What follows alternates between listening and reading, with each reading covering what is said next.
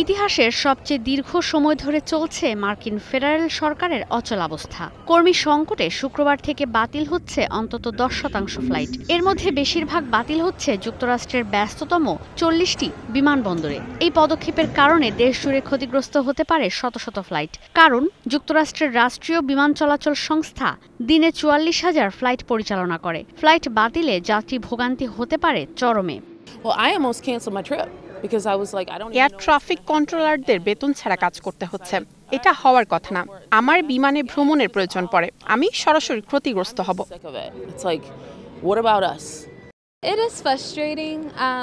খুবই হতাশ লাগছে। বিষয়গুলোর আরো শান্তিপূর্ণ সমাধান হওয়ার কথা ছিল, কিন্তু তারা কোনো সমাধানে আসছে না। সোমবার বাসায় যাওয়ার কথা ছিল, যেতে পারবো কিনা জানি না।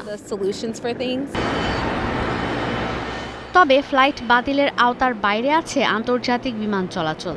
এই বিধিনিষেধ দেয়া হয়েছে মহাকাশযান আর অভ্যন্তরীণ বিমান চলাচলে। 36 ঘন্টার মধ্যে ফ্লাইট বাতিলের নির্দেশনার পর যাত্রীচাপ সামাল দিতে হিমশিম খাচ্ছে এয়ারলাইন্সগুলো।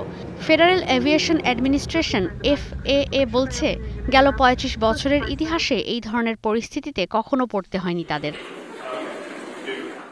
সরকারি কার্যক্রম চালিয়ে যেতে অর্থ ছাড়ে মার্কিন কংগ্রেসে ডেমোক্রেট আর রিপাবলিকানরা একমত হতে না পারায় 1 মাসেরও বেশি সময় ধরে চলছে মার্কিন ফেডারেল সরকারের অচলাবস্থা।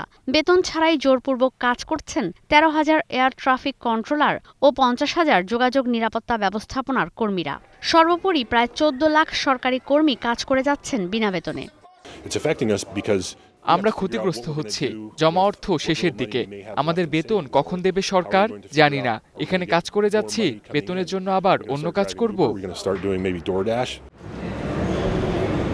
শুক্রবার থেকে ফ্লাইট বাতিল শুরু হয়ে 14 নভেম্বর নাগাদ বাতিল হবে অন্তত 10% ফ্লাইট। ক্ষতিগ্রস্ত হবে আটলান্টা, নিউ ইয়র্ক ও ওয়াশিংটন ডিসির গুরুত্বপূর্ণ বিমানবন্দরগুলোর যাত্রী সেবা। শুক্রবারই বাতিল হয়ে গেছে 5 শতাধিক ফ্লাইট।